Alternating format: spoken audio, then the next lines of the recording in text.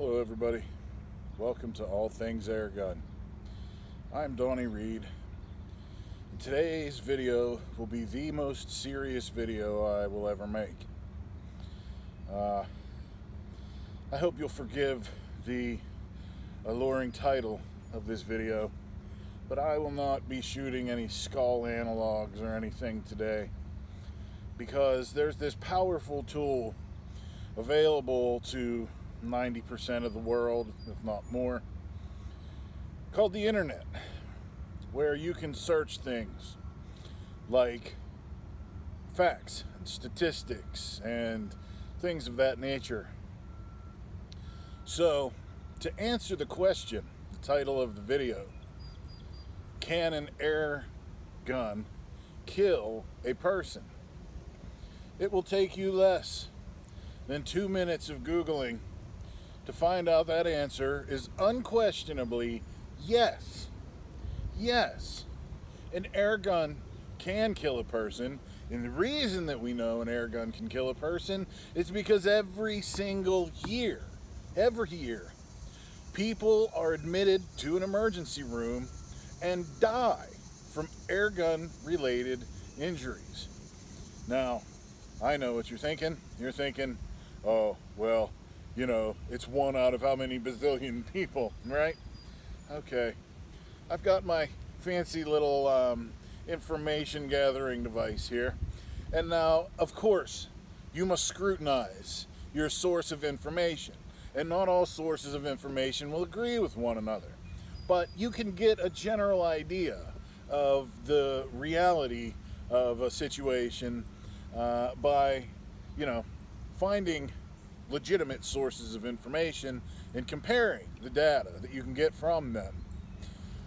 Let's start with the CDC, the Center for Disease Control, United States government agency. This particular article they have posted relates to the years 1992 to 1994. And what they have to say, and this is the Center for Disease Control, each year in the United States, approximately 30,000 persons with BB and pellet gun related injuries are treated in hospital emergency departments. Most, 95% of the injuries, are BB or pellet gunshot wounds, and the other types of injuries, it goes on to say, are lacerations from the action or a brake barrel closing on your thumb or something like that. So, right off the bat, you have to say to yourself, 30,000 people a year? Well, that was from 1992 to 1994. You can also find on the internet, on CNN.com, another statistic that says between 1990 and 2012, the rate of eye injuries tied to non-powder guns, such as BB, pellet, and paintball guns, in the United States skyrocketed 168.8%, according to a study published in the journal Pediatrics on Monday. I don't know when this article was published, but, it was somewhere around 2012, I would assume. Now, if you say to me, and people have said this to me, oh, I don't need to follow the safety rules because this is just a BB gun. Wow.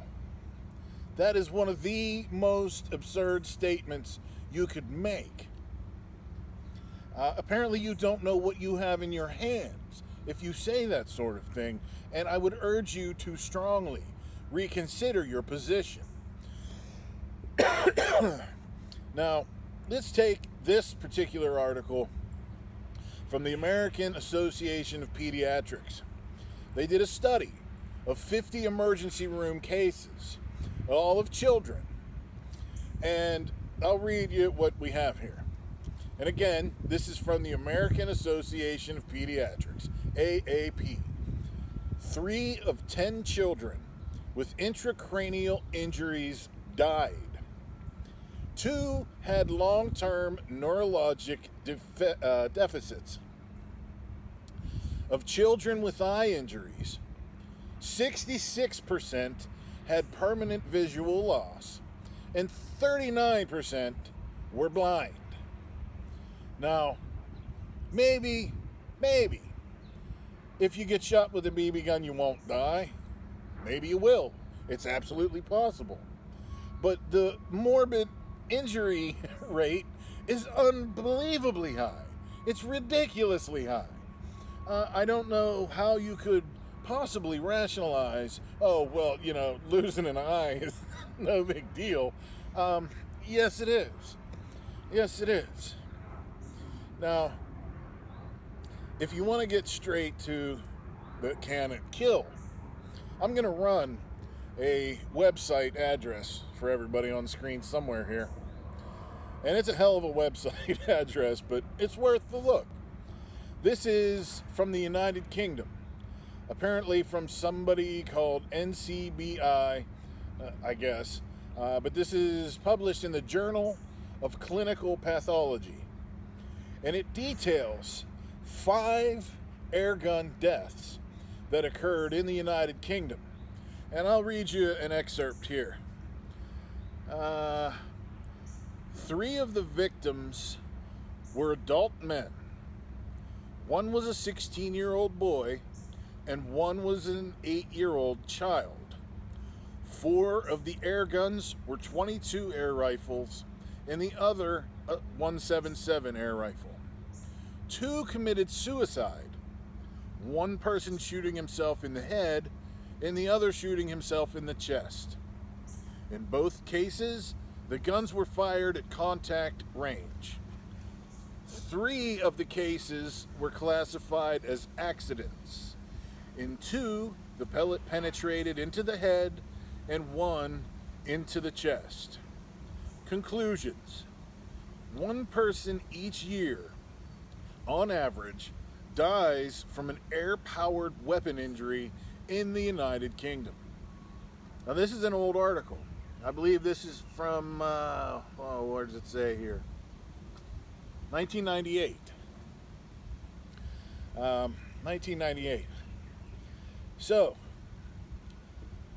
if you need evidence that an air gun is every bit a real gun, please, don't take my word for it.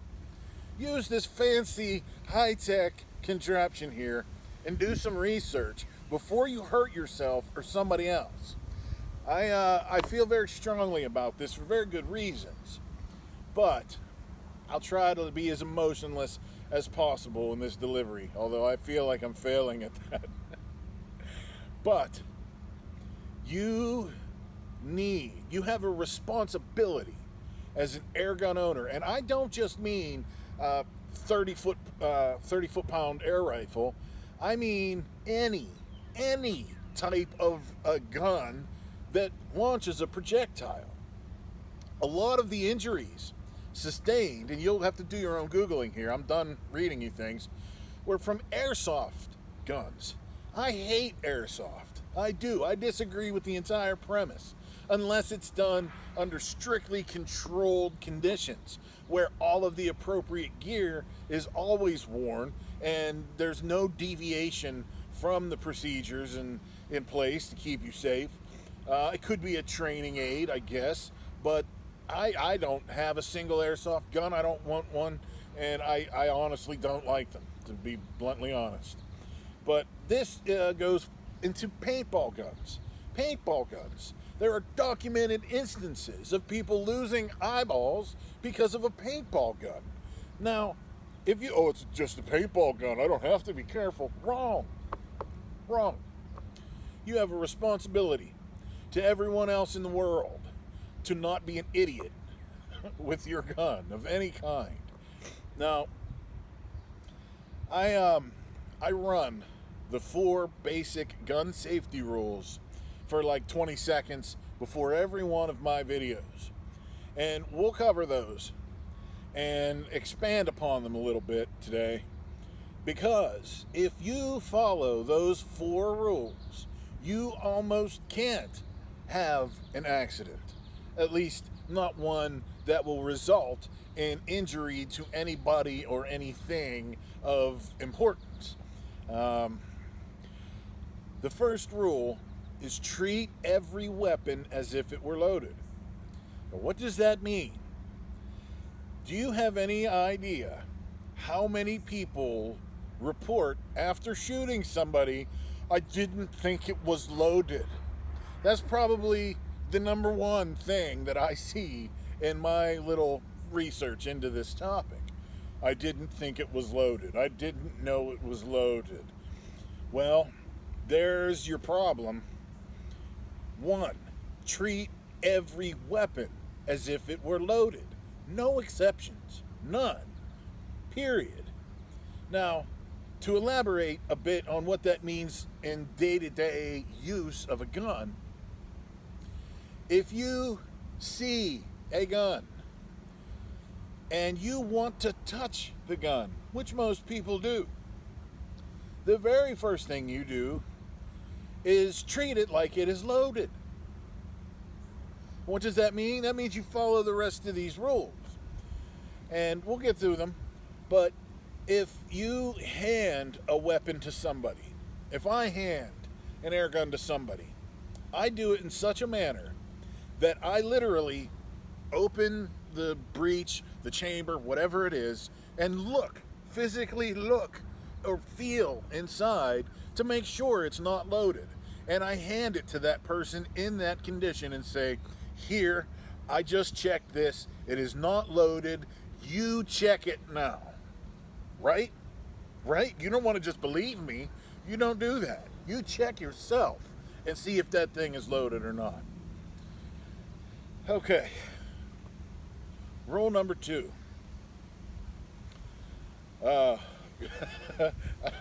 don't have them in order here. What is it? Well, never point a weapon at anything you're not willing to shoot. That's rule number 2. Never point a weapon at anything you're not willing to shoot.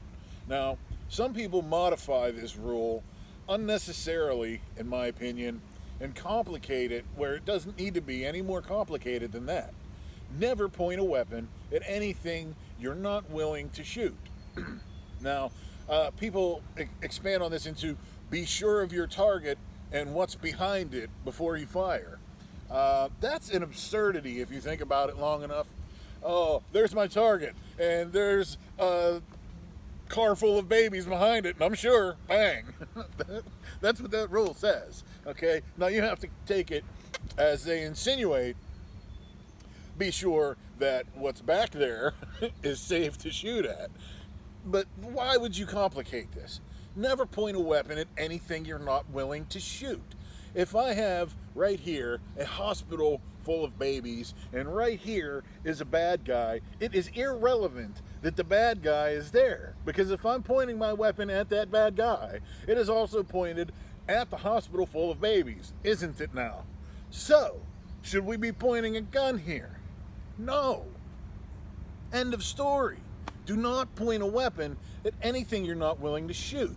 Now, this does get more complicated into muzzle discipline, how to safely be around multiple people with loaded guns, and where should you point your muzzle? Do you point it up in the air? Do you point it at the ground? Where do you point it? Well, you never point it at anything you're not willing to shoot. End of story. We could elaborate on that, but we're not gonna. Not today, not here. Rule number 3. Keep your finger straight and off the trigger until you're ready to fire. That rule I see broken probably the most. Probably the absolute most. And it drives me crazy. How you haven't had accidents doing that yet, I'll never know. You must not shoot much if you've never had an accident. But I can tell you right now, I have unintentionally discharged a weapon because my finger was on the trigger. Now, that doesn't mean I was, walking around with it on the trigger. I mean, I have, sub 1 pound triggers on some of my rifles, and just in the act of sighting it in, I have accidentally made the gun go off before I was ready. So, if your finger is not in the act of pulling the trigger to make it fire on purpose, it should not be on the trigger. If you watch my videos, watch me closely. I have very actively trained myself, and the United States Marine Corps has helped to train me to not put my finger on the trigger until I am ready to fire. And I mean all the way ready. Not, okay, close enough. No, not until you're ready. The end. Rule number 4, I find unfortunately hard to follow in some cases these days, and it is keep the weapon on safe until you intend to fire. A lot of guns these days, for some reason I will never understand, are not coming with a manual safety of any sort. These little trigger blade things on like the Glocks and whatnot, those are not safeties. That is not something that will prevent the weapon from firing if you didn't mean to. If you pull the trigger on a Glock, it's going off, whether you meant to or not. So, but that's, a little tangent from the original idea here, which is if your gun does have a manual safety, keep it on safe until you intend to fire. If at any point you accidentally pull the trigger or something like that, as long as that safety's on and functioning properly, you should be fine. You should learn your lesson and say, oh, that was close. Good thing that safety was on, right? You can't do that if it's not on. So, if you're going to, your tree stand or whatever it is with a loaded chamber, believing that you are stalk hunting or whatever it might be, if your weapon is not on safe, you are asking for trouble. Asking for trouble. So, that, I guess, is a good enough explanation of the 4 basic gun rules, which it is your responsibility, your duty as a gun owner of any sort, air gun, firearm, BB gun, paintball gun, airsoft gun, whatever it is, you have to follow those rules. And you might say to yourself, well, who am I answering to? Who's going to enforce these rules? The universe. The universe will enforce these rules. So you don't want to challenge the universe. You'll lose every time. I'm sorry. Like I said, I meant to do this as emotionless as possible. But hopefully my candor will help illustrate how strongly I feel about this and how strongly other people feel about this as well. I luckily see a lot of informed, well-trained people in my travels that do adhere to these rules and very much, I don't want to say advocate, but they teach this to other people. You got to check people sometimes. I know this society these days isn't real big on negative reinforcement. I kind of am. But anyway, sometimes people need smacked in the head. If you're walking around on the gun range with your weapon in condition 1, loaded chamber, safety off and finger on the trigger, somebody needs to smack you in the head, in my opinion. And if I'm there, I will, believe me. But rhetorically or literally sometimes. But the point is, this is life and death we're talking about here.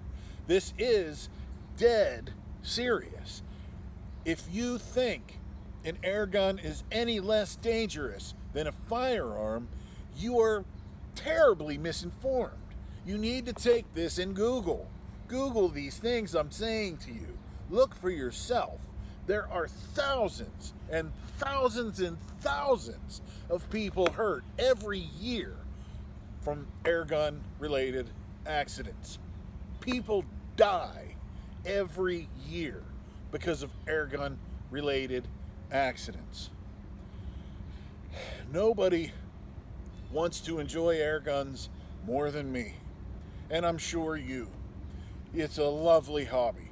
It is pleasant. You can shoot in your backyard if you take the correct safety precautions, and it's legal in your area, whatnot. You can shoot in your home in some cases. Again, following safety precautions. But this is not a game. These are not toys. These are deadly, deadly weapons. And that is not, the boogeyman speech I'm giving here. This is documented reality. I didn't make this up. Now, again, please forgive me. I get worked up about this subject, but if you learn, then all the better. I thank you for watching. I'm sorry all I did today was talk. And please, don't believe what I say. Go look for yourself. Be safe out there, and happy shooting.